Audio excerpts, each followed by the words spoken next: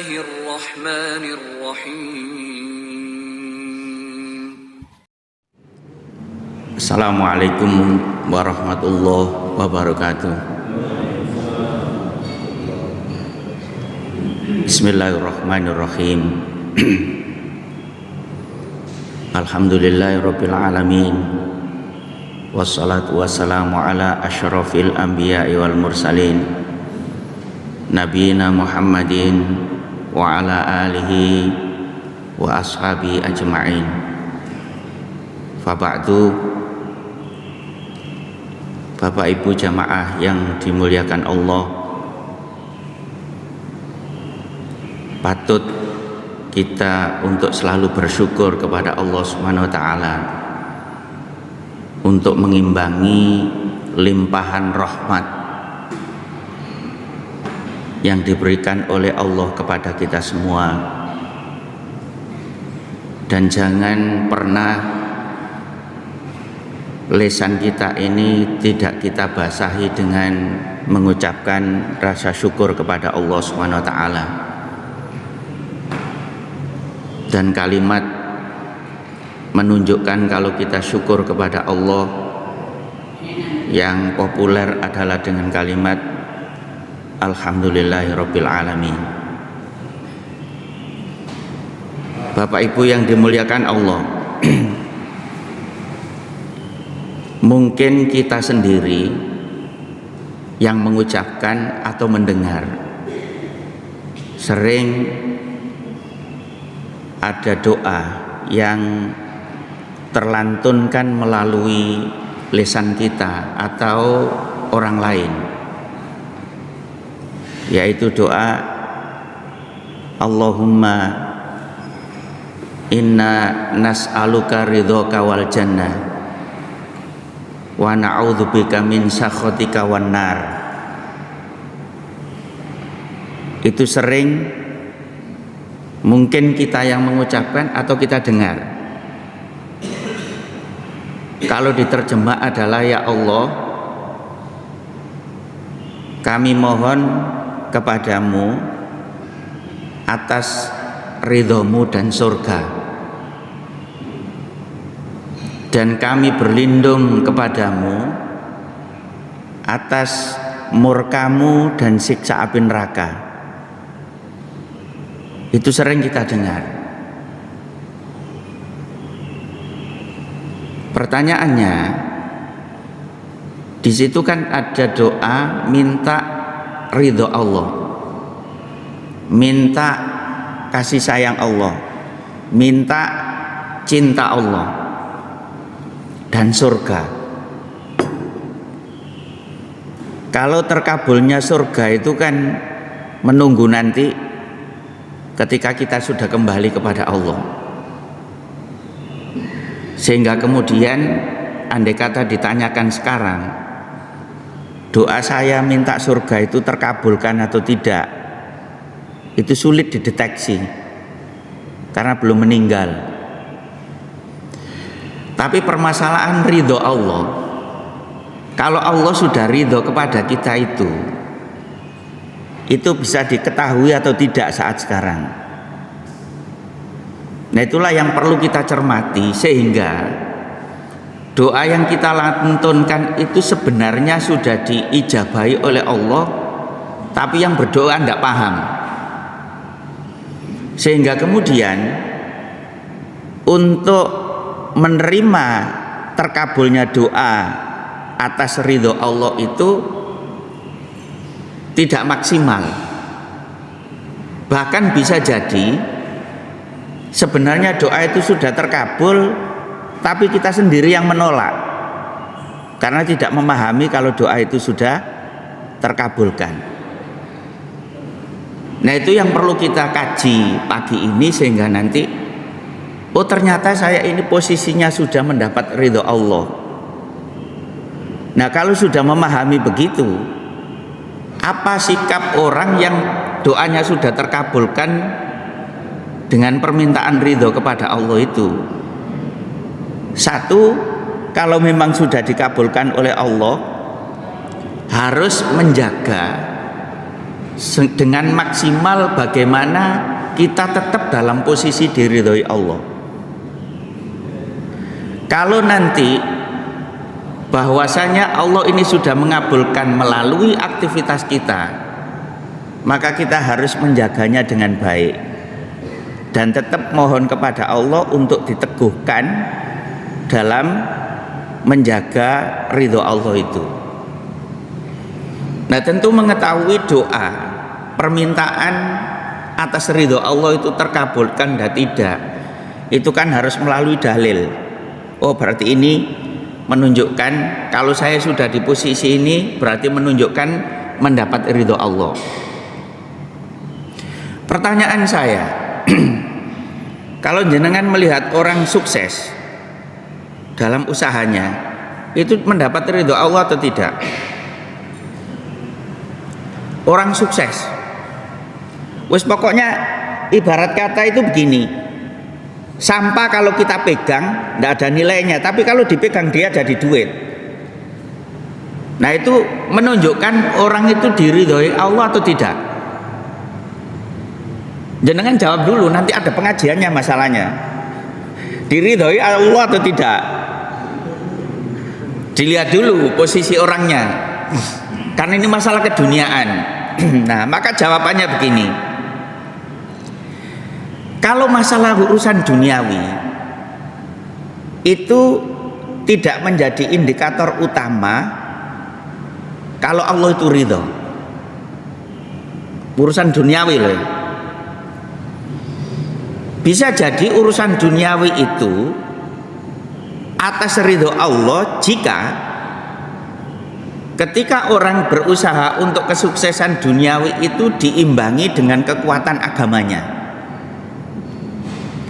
Tapi kalau agamanya lemah, keimanan kepada Allah lemah, walaupun dia itu sukses luar biasa, suksesnya itu bukan atas ridho Allah, tapi itu mengikuti kaidah umum. Kalau Allah itu memberikan kesuksesan dunia itu kepada siapapun, apakah dia diridhoi atau tidak? Dari sini kemudian jangan ada di antara kita kalau kehidupan kita itu tidak kita dasari dengan iman kepada Allah, dengan tauhid kepada Allah, lalu di sektor keduniaan sukses terus merasa aman nyaman. Ya wis begini aja lah, tidak perlu sholat, tidak apa-apa, wong sudah sukses, ini berarti Allah ridho. Itu salah persepsi itu. Kenapa? Karena Rasulullah sudah menyampaikan begini, innallaha yu'tid dunya liman yuhibbu wa man la yuhibbu wa la yu'tid dina illa man ahabba. Kata Rasulullah, Allah itu akan memberikan sektor duniawi itu kepada siapapun, apakah dia dicintai Allah atau tidak dicintai, itu diberi. Orang itu mau tahajud atau tidak, kalau Allah sudah mau memberi duniawi diberi. Sehingga faktanya justru orang yang tahajudnya itu ajak kontinu, itu malah nggak sukses-sukses duniawi, malah melarat. Lah apakah kemudian ibadahnya tidak diridhoi? Diridhoi insya Allah. Tapi kok secara duniawi nggak sukses, Ustaz? Allah punya kebijakan lain. Bisa jadi Allah lebih tahu bahwasanya orang ini lebih baik tidak diberi sektor duniawi. Nah, oleh karena itu, dari penggalan dalil ini, jangan ada orang mengukur kesuksesan duniawi dan itu menjadi indikator kalau dia diridhoi Allah.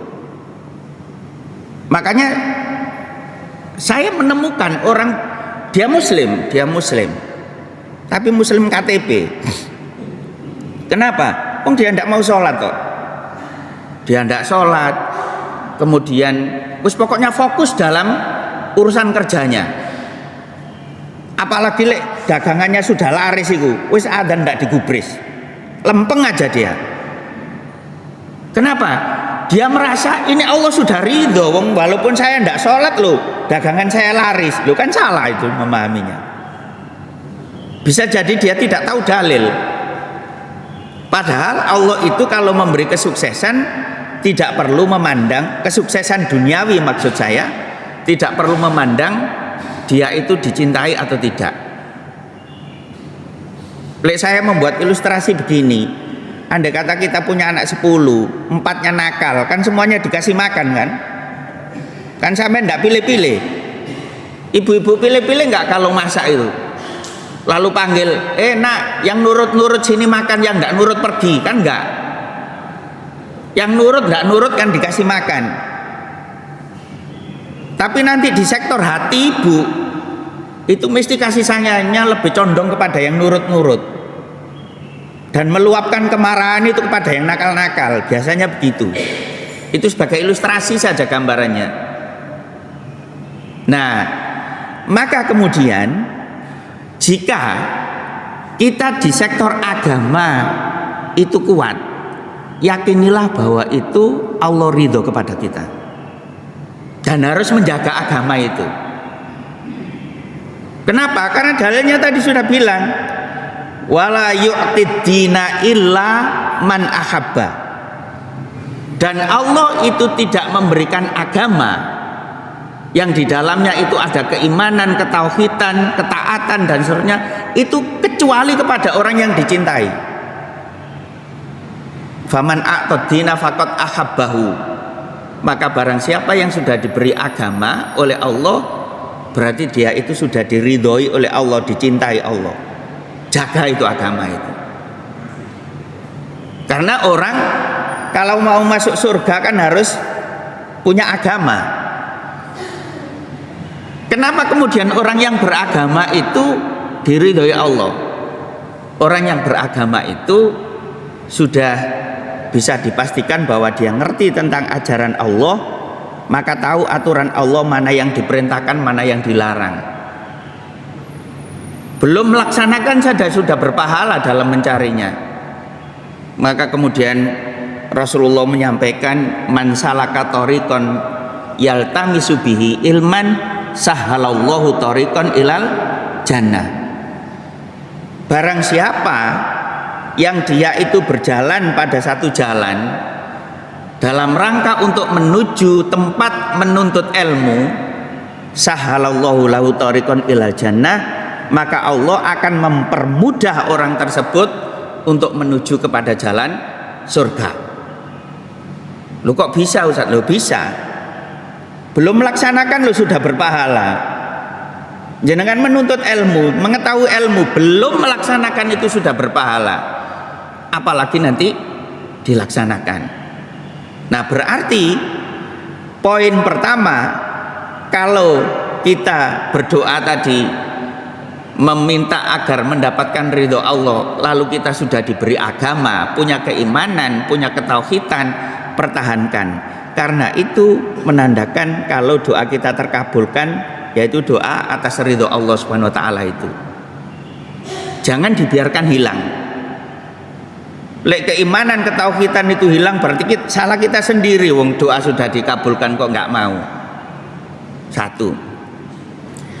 Kedua, lihatlah dalam hati kita dulu. Hati perlu dilihat. Lebih gampang mana hati ini untuk mensupport kita dalam hal melakukan kebaikan ataukah keburukan? Jenengan cek, masing-masing ngecek hatinya. Saya ini lebih gampang menuju kepada kebaikan atau kepada keburukan? Kalau hati itu sudah menuju atau suka menuju kepada yang kebaikan, ketahuilah bahwa posisi kita itu mendapat ridho Allah. Dan kalau sudah ada dalam hati itu ilham misalnya, atau bisikan melakukan kebaikan, los, jangan direm. Jangan direm. Los. Saya ambil contoh.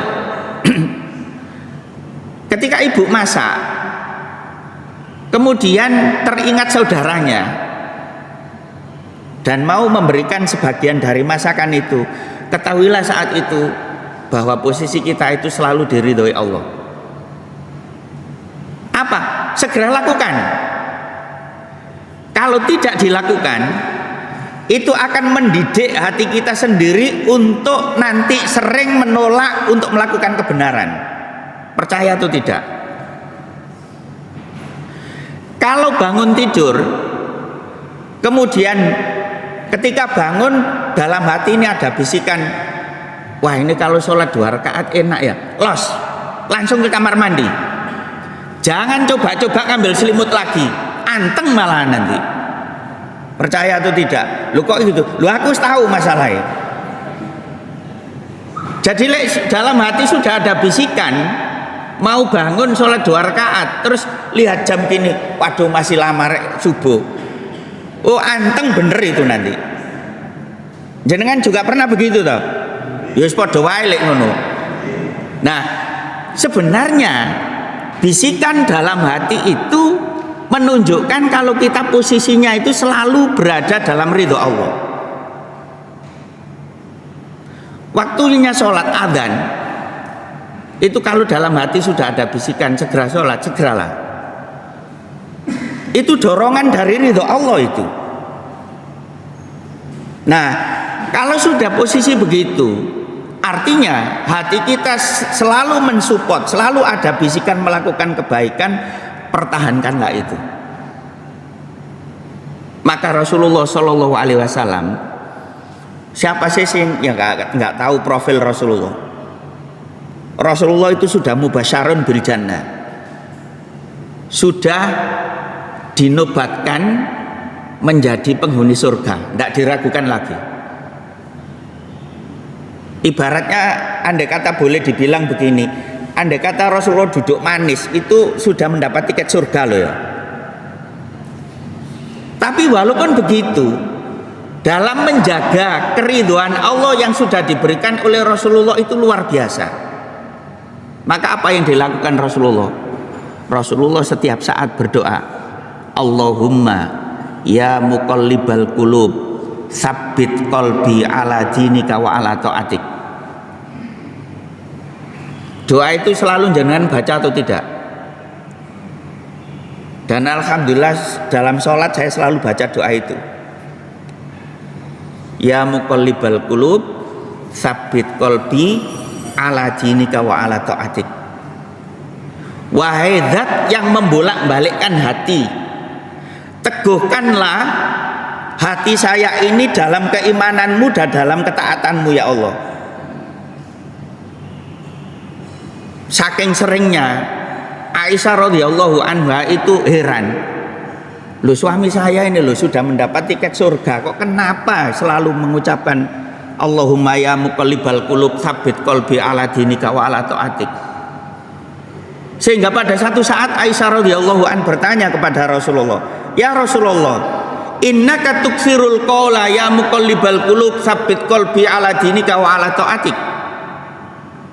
Wahai Rasulullah, kenapa engkau memperbanyak ucapan wahai zat yang membolak-balikkan hati, teguhkanlah hati saya atas agamamu dan ketaatanmu. Kenapa? Bukan karena Aisyah ini merasa berisik karena ucapan Rasulullah, enggak, tapi Aisyah mengetahui kalau suaminya ini sudah mendapat tiket surga, kenapa masih itu? Maka apa yang dijawab Rasulullah? Faqala Rasul sallallahu alaihi wasallam, "Wa ma yu'minuni." Rasulullah menjawab Aisyah, apa yang bisa menjamin saya kalau saya tetap seperti ini? Apa? Itu dijawab oleh Rasulullah begitu. Lalu diteruskan, fa inna qalbal ibadi baina usbu'ai azza wa jal. Idza syaa an yuqalliba qalbal ibad qallabahu. Aisyah, hati seorang hamba itu posisinya berada di antara dua jari Allah Subhanahu wa taala. Kalau Allah menghendaki merubah hati seseorang itu, dirubah saat itu. Sehingga jangan merasa aman nyaman kalau tidak ada upaya dari kita. Loh, Rasulullah yang sudah begitu saja masih berdoa, wahai Zat yang membolak-balikkan hati, teguhkan hati saya ini dalam keimananmu, dalam ketaatanmu. Loh, yang kita modelnya kayak gini terus nggak mau berdoa, loh ya apa? Nah itu toh. Nabi yang sudah dijaga oleh Allah kayak begitu loh masih berdoa. Kita loh kadang pindah tempat itu berubah iman kok, gitu. Pindah tempat itu bisa pindah iman itu. Pindah suasana bisa pindah iman. Makanya Rasulullah juga menjelaskan orang itu kadang pagi iman, sore kafir, pagi iman. Bisa berbolak-balik begitu. Nah, dari poin kedua ini, kalau hati kita itu sudah selalu membisikkan kita untuk melakukan kebaikan, teruskanlah itu dan pertahankanlah itu dan selalu berdoa kepada Allah itu. Jenengan sekarang kan mudah toh, dibisiki oleh hati, ayo sholat jamaah. Lah itu jangan merasa aman. Jangan merasa aman terus nggak berdoa itu. Bisa jadi nanti hati itu berubah. Kadang suasana berubah ikut berubah, ya kan? Suasana berubah ikut berubah. Nah itu penting. Nah maka doa itu harus sering kita ucapkan, ya muqallibal qulub tsabbit qalbi ala dinika wa ala taatik. Diucapkan di sujud tidak masalah, ikut di tahiyat akhir diletakkan di akhir tidak masalah, diucapkan di luar sholat tidak masalah, tapi itu penting dan itu ajaran Rasulullah SAW. Yang ketiga, tanda kalau kita itu mendapat ridho Allah dan cinta Allah, anggota tubuh kita itu terjaga dalam hal terjerumus kepada hal-hal yang tidak dicintai oleh Allah. Itu terjaga sehingga anggota tubuh kita itu tidak mudah terjerumus kepada hal-hal yang tidak disukai oleh Allah.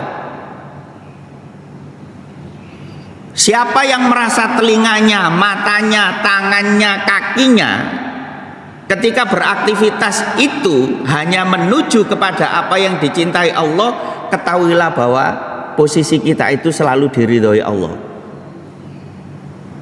Dicek masing-masing. Telinga ini lebih gampang mendengarkan hal yang dicintai Allah atau tidak? Dicek masing-masing. Lebih gampang mendengar kepada apa yang dicintai Allah, oh berarti saya ini diridhoi Allah.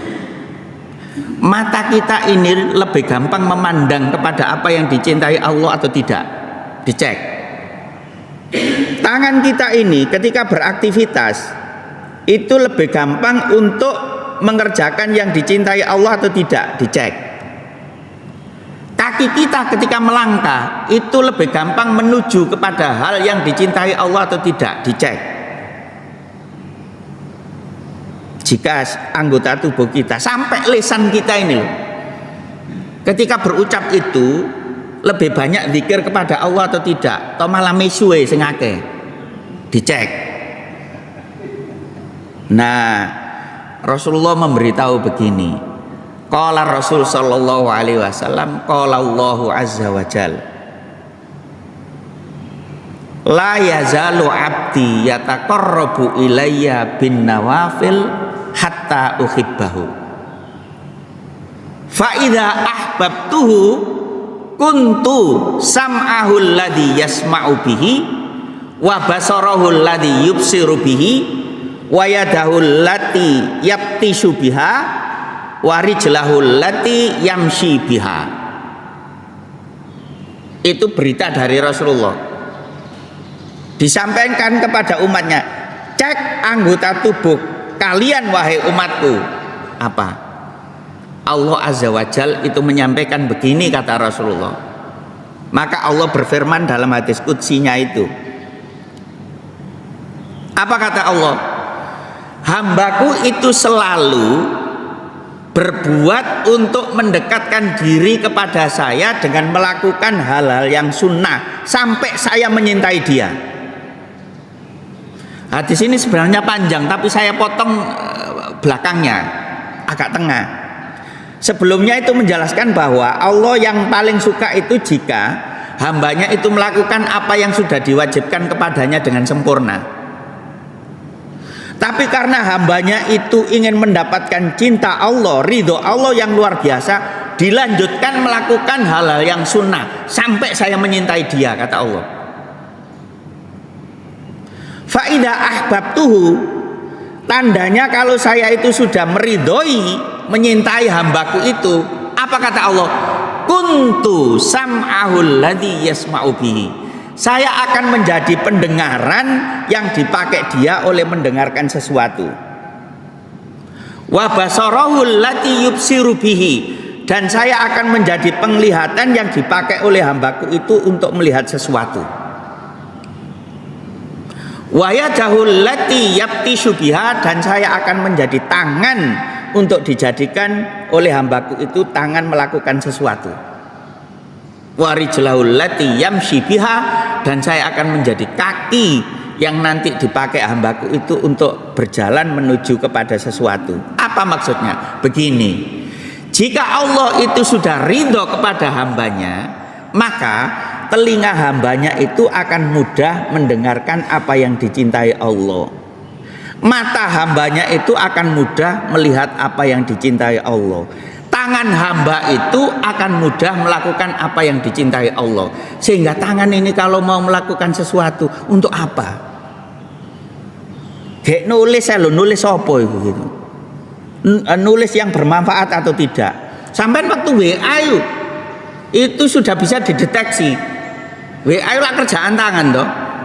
Nah, WA aku itu dalam rangka diridhoi Allah atau tidak, sampai cek sendiri. Ya dari tulisan yang kita tulis itu. Lek nulis di WA terus kamu ini bangsat, kamu bajingan macam-macam kepada temannya, alamat enggak diridhoi.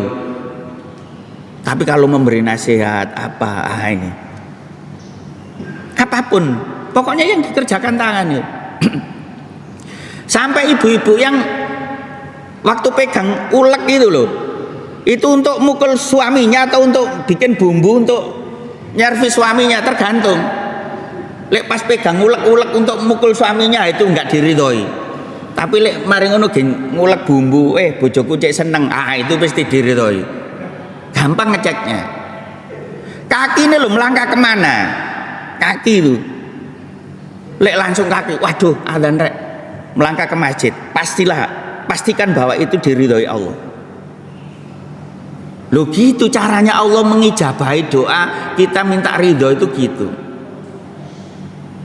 Dan alhamdulillah, dan saya husnudzon jenengan semua ini adalah diridhoi Allah SWT. Bukti ini melangkah nang masjid. Bukti ini, itu bukti. Loh Ustaz kok berani mengatakan itu? Loh indikatornya begitu Nah maka pertahankan. Andai kata nggak ke masjid itu bukan karena menolak, tapi karena faktor syar'i. Mungkin sakit, mungkin opo, mungkin nggak sakit tapi menunggu keluarganya sakit, tidak apa-apa. Nah dari sini juga sampean jangan suudzon terhadap orang. Karena saya pernah itu menemukan orang itu, wah ini kayaknya nggak ini orangnya casingnya soleh tapi nggak memahami agama. Apa orang yang di apa itu menara kayak menara Juanda loh, yang memantau pesawat loh, itu kadang kok banyak orang padahal sudah adzan loh kok masih di sana semua. Wah orang ini ndak baik, ini nggak respon terhadap panggilan Allah. Lalu iku mudhun kabeh pesawat lah tabrakan toh. Jadi jangan cepat menilai orang. Itu loh. Artinya apa? Yang saya sampaikan kaki itu melangkah kemana, itu harus kita baca dalam kondisi normal.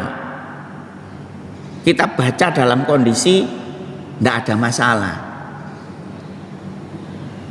Misalnya kita berangkat ke masjid, lewat di depan rumah teman kita, terus kita lihat dari kaca jendela, ini sudah komat kok masih mondar-mandir di rumah ya temanku ini ya. Wah ini nggak bagus teman ini. Padahal di rumah lo ada anaknya sakit, nggak bisa ditinggal. Ya kan? Artinya apa? Yang mau saya sampaikan adalah jika dalam hati kita ini sudah ada respon dan menuntun anggota tubuh kita ini untuk melakukan kebajikan dan kita tidak punya halangan sesuatu, lakukanlah itu. Itu berarti kita memfollow upi ijabah Allah tentang keridhoannya itu. Nah itu gampang kan deteksinya, saya ini diridhoi. Nah itu harus dipertahankan. Mata kita, telinga kita, tangan kita, kaki kita kemana melangkahnya, melakukan apa. Itu Bapak Ibu yang dimuliakan Allah, banyak sih tanda-tanda kalau kita diridhoi Allah. Tapi mungkin nggak bisa kita kaji semuanya ini. Tapi saya ambilkan poin-poin besarnya saja. Yang berikutnya, di antara tanda kalau orang itu mendapat ridho Allah, walaupun sejarah hidupnya yang kita ketahui sebelumnya itu sejarah kelam, itu jangan cepat-cepat dinilai orang itu, wah orang ini selalu mendapat murka Allah, jangan. Karena nanti ukurannya adalah di akhir. Ukurannya di akhir.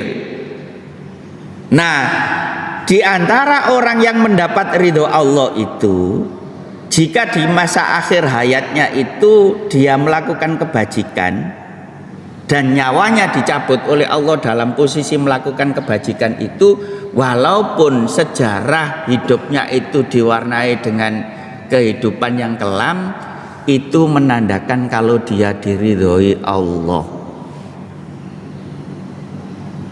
Makanya jangan suka menghina orang yang masih tidak baik. Tugas kita bukan menghina, itu biarkan nanti urusan malaikat. Yang marah terhadap orang tidak baik itu biarkan urusan malaikat. Tugas kita adalah mendidiknya, memahamkannya, memberitahukan kepada dia tentang kebaikan. Itu tugas kita. Sekarang kan nggak sabar tuh orang itu, wis ingin mengeksekusi kayak malaikat itu. Jadi tahu orang nggak baik itu, waduh, cemoohannya, macem-macemnya itu. Jangan. Kita dekati dia, kita ajak untuk melakukan kebajikan. Waduh Ustaz, itu sudah berkali-kali Ustaz. Ya harus berkali-kali jawaban saya. Waduh Ustaz, itu sudah berbulan-bulan, harus bertahun-tahun malahan. Sampai bagaimana hasilnya nanti. Jenengan tahu Rasulullah, dan ini sering saya sampaikan, Rasulullah itu dengan pamannya itu bosen nggak memberitahu tentang kebajikan dengan Abu Thalib? Enggak pernah. Sampai akhir hayat Abu Thalib loh, Rasulullah masih saja ingin berupaya bagaimana paman saya ini akhir hidupnya mau mengucapkan la ilaha illallah. Sampai begitunya. Itu nggak berhasil. Dan Rasulullah tidak pernah marah terhadap pamannya. Pernah ada sampai baca sejarah terus ketemu Rasulullah mencaci maki pamannya. Paman ini nggak tahu ya, ini menjaga nama baik keluarga paman. Saya ini nabi, saya ini keponakan Anda. Kenapa sampai tidak ikut saya, memalukan dunia? Pernah begitu? Tidak ada catatan sejarah begitu. Terus sampai juga perlu curiga, ya memang sejarawan nggak pernah nulis gitu. Jangan. Memang nabi tidak ditemukan marah-marah kepada pamannya itu. Tidak ditemukan. Nah, berbahagialah orang yang punya sejarah kelam, tapi di akhir hayatnya menjadi baik. Informasi dari Rasulullah Shallallahu Alaihi Wasallam. Bayangkan bagaimana kasih sayang Allah terhadap hambanya. secara hidupnya itu diwarnai kedurhakaan tok, full kemaksiatan. Tapi kalau Allah sudah menghendaki dan meridhoi hambanya untuk menjadi baik, di akhir hayatnya dituntun, diarahkan oleh Allah kepada melakukan kebaikan. Informasi dari Rasulullah Shallallahu Alaihi Wasallam, idza aradallahu bi abdi khairan ista'malahu qabla mautihi. Fasa'ala rajulun minal qaumi wa masta'malahu qala an yahdiyallahu ila amali sholih qabla mautihi thumma yakbidhuhu alaihi. Subhanallah. Tapi ini juga jangan nanti, hadis ini jangan dibuat pedoman, sekarang durhaka saja dulu lah, nanti akhir diridhoi Allah, jangan. Loh, siapa tahu nanti los nggak diridhoi, bisa jadi kan? Apa kalau kita terjemah hadis ini? Jika Allah menghendaki kepada hambanya satu kebaikan, itu ista'malahu qabla mautihi. Orang tersebut diperdayakan oleh Allah untuk melakukan sesuatu sebelum meninggal. Nah, kata-kata ista'malahu itu abstrak, sulit dipaham. Sehingga kemudian ada orang tanya, wa masta'malahu, bagaimana cara Allah memperdayakan orang ini sebelum matinya itu bagaimana? Wong dia itu punya sejarah kelam. Maka Rasulullah menjawab, an yahdiyahu ila amali sholih qabla mautihi wa yakbidhu alaihi. Allah akan menunjukkan kepada orang tersebut, Allah akan menuntun kepada orang tersebut untuk melakukan amal soleh sebelum meninggalnya, dan nanti Allah mencabut nyawanya, posisi orang itu masih dalam kebaikan. Coba bayangkan. Makanya doa,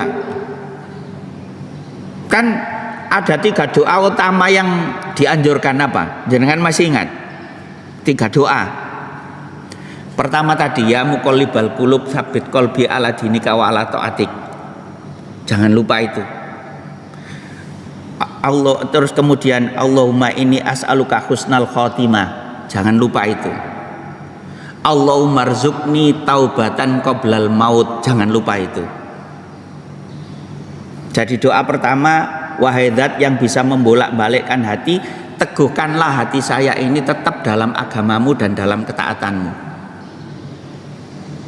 Allahumma inni as'aluka husnal khotimah. Ya Allah, saya mohon kepadamu agar hidup saya ini ditutup dengan penutupan yang baik. Allahumma rzuqni taubatan nasuha qoblal maut. Ya Allah, anugerahkan kepada saya bertaubat dengan sesungguh-sungguhnya menjelang kematian. Apa maksudnya? Walaupun orang yang berdoa itu saat berdoa itu belum baik, bisa jadi nanti ditutup kehidupannya oleh Allah dengan kebajikan. Karena ukuran orang itu adalah di akhir. Makanya sekali lagi, jangan gampang menghina orang.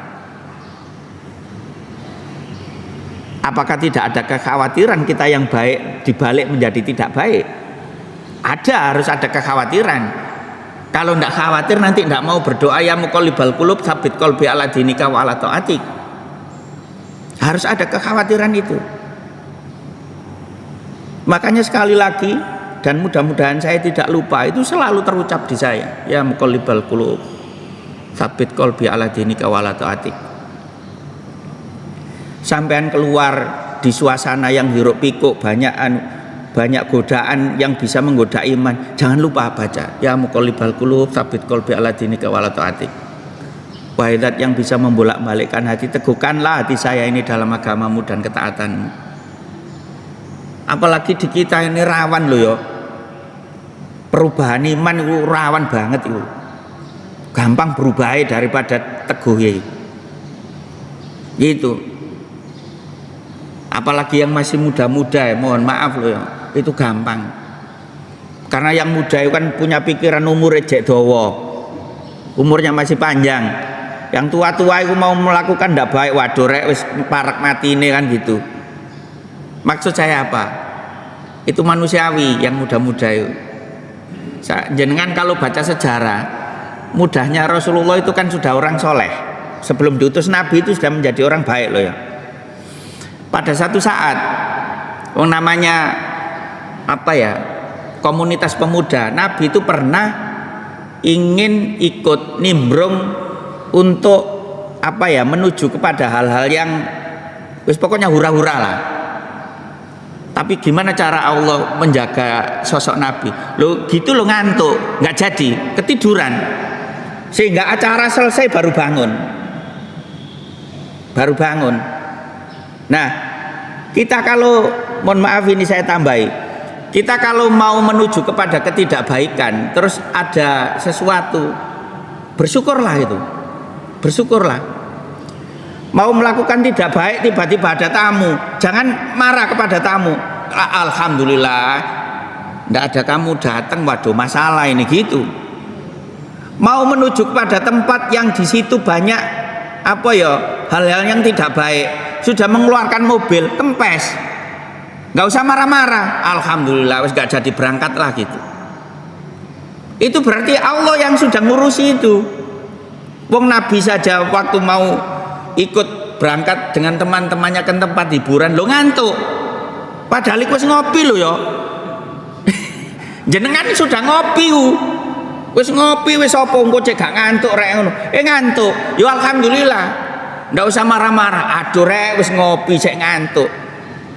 Itu Allah yang sudah ngurusi. Berarti kita itu dijaga Allah dan selalu diridhoi Allah, begitu. Nggak usah marah-marah. Nah, dari situ kalau kita sudah memahami apa yang saya sampaikan itu, kalau posisi diri kita sudah di dalam posisi itu, ketahuilah bahwa kita itu posisi diridhoi Allah, dan jagalah itu, jangan sampai hilang, karena kita ini diberi oleh Allah juga kemampuan untuk bisa merubah diri kita. Hati-hati. Nah, gampang kan mendeteksi aku ini diridhoi Allah atau tidak, yaitu tadi diantaranya. Dan banyak gampang bertaubat, gampang minta maaf, gampang istighfar, itu tandanya diridhoi Allah. Astagfirullahaladzim gitu. Mau marah-marah istighfar, itu tandanya diridhoi Allah. Dan termasuk kalau saya baca semua itu di rumah tangga jenengan, di rumah tangga lo ya, kalau dalam komunikasi anggota keluarga itu selalu memunculkan kasih sayang, selalu memunculkan kelembutan, omong saomong kata orang Jawa itu enak didengar, ketahuilah bahwa keluarga itu diselimuti ridhonya Allah Subhanahu wa taala. Yakin itu yakin itu, dan itu pun ada dalilnya. Jadi kata Rasulullah, idza ahabballahu ahla baitin adkhalahu rifqa fihi. Kalau Allah itu sudah menghendaki dalam rumah tangga itu satu kebaikan, itu Allah memasukkan rifqa, kelembutan, kasih sayang dalam tengah-tengah keluarga itu. Maka berbahagialah lihat dalam rumah tangga, anak cucu masuk rumah, assalamualaikum, langsung jawab waalaikumsalam. Sampean nggak usah ngomel-ngomel walaupun saat itu sibuk. Wis nggak kakek ngomong, namel buah lah wis, nggak usah. Ya Allah, ini berarti keluarga ini diridhoi Allah gitu. Assalamualaikum, waalaikumsalam, walaupun sibuk-sibuk wis itu. Penting itu diketahui. Loh itu kan apa maksud saya? Tadi kan sudah saya sampaikan. Sebenarnya ridho itu sudah dikabulkan, tapi karena tidak memahami konsep, akhirnya tidak mau menerima.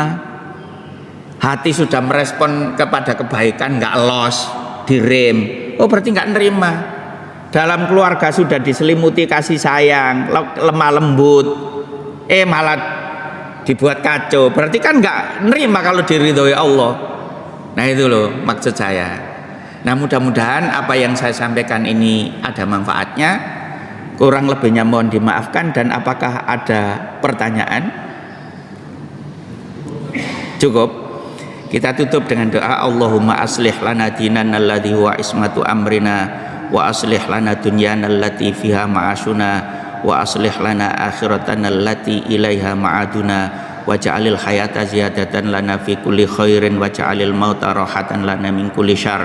Allahumma la tada'lana dhanban illa ghafarta, wa la dainan illa qadaita, wa la hamman illa farrajta, wa la aiban illa satarta, wa la maridun illa syafaita, wa la hajatan min hawaiji dunya wal akhirati illa qadaitaha wa yasarta bi rahmatika ya arhamar rahimin. Rabbana hab lana min azwajina wa dzurriyyatina qurrata a'yun waj'alna lil muttaqina imama. Rabbana atina fid dunya hasanah wa fil akhirati hasanah wa qina adzabannar. Subhana rabbika rabbil izzati amma yasifun wa salamun alal mursalin walhamdulillahi rabbil alamin. Wassalamualaikum warahmatullahi wabarakatuh.